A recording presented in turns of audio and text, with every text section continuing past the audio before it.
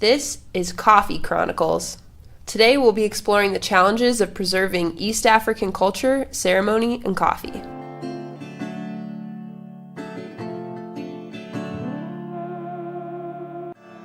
I was first introduced to Efrem Fesaha as the entrepreneur behind Boon Boona, a specialty coffee roaster in Renton, Washington that hosts the traditional East African coffee roasting ceremony every weekend. I stopped by his newly opened cafe and learned just how deep-seated his Eritrean roots were, even in something as simple as his name. My name is Efrem Fesaha Kashtalamariyam Elit Iman Fantu Dilom, and that's where I feel confident Nice. at. That's where I feel confident at. Yeah, is Awesome. Dilom, right at Dilom.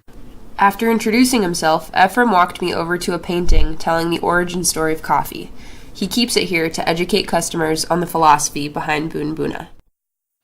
The story goes that, this boy Chaldees went into the mountains with his goats.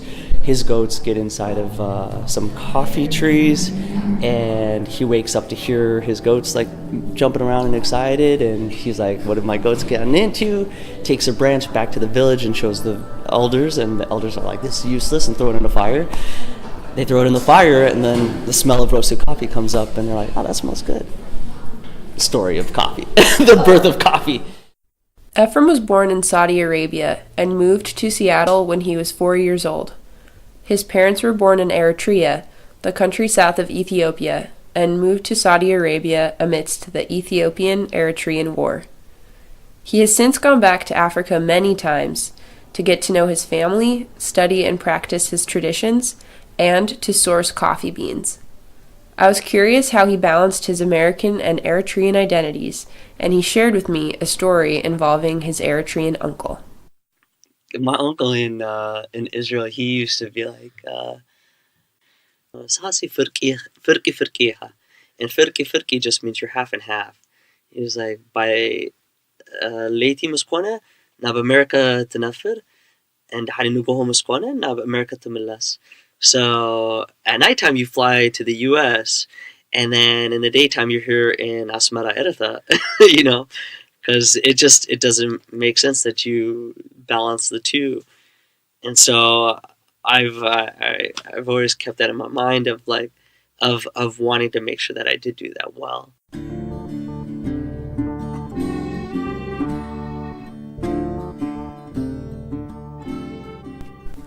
Efrem wants to preserve his culture through coffee, and Boon Boona offers a space for the area's East African community while also educating the greater public on the birthplace of coffee.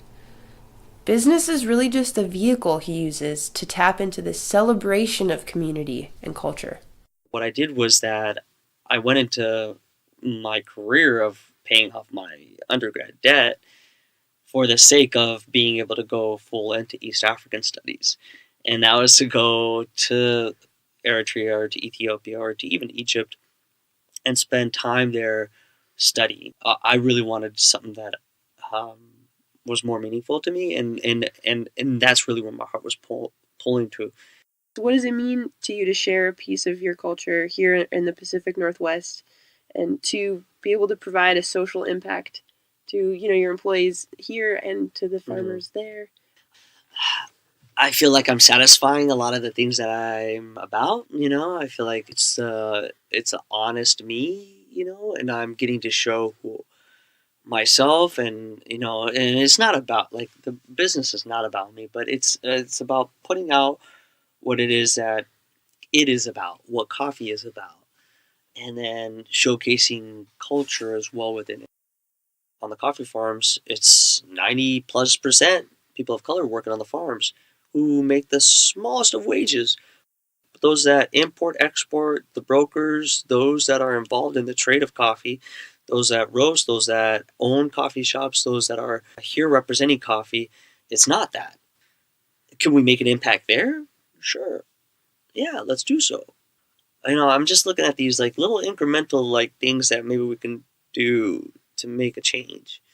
Do you ever feel like maybe when you're running between place to place and living the chaos of, American life, Yeah. do you ever wish that you were working on a farm and Yeah. yeah. I remember jokingly in high school, Uh-huh. my teacher being like, Efrem, what do you guys want to do when you guys get older? What's your study going to be when you get to college?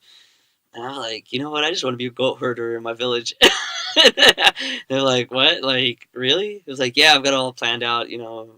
My grandfather's home is still there, and I can go live there and, just take care of some goats. Sounds perfect to me. Honestly, I could probably do that and be very, very happy.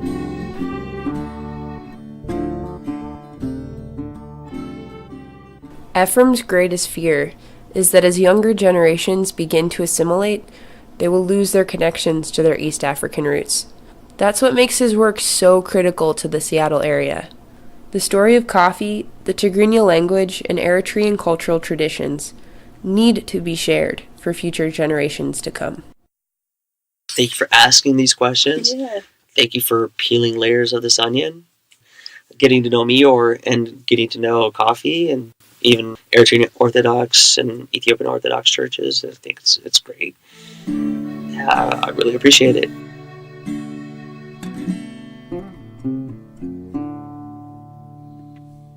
We'd like to extend a heartfelt thank you to Efrem Fesaha and the community at Boon Boona. Thank you to freemusicarchive.org for the music, and Caroline Chamberlain and Professor Marcooley for your guidance.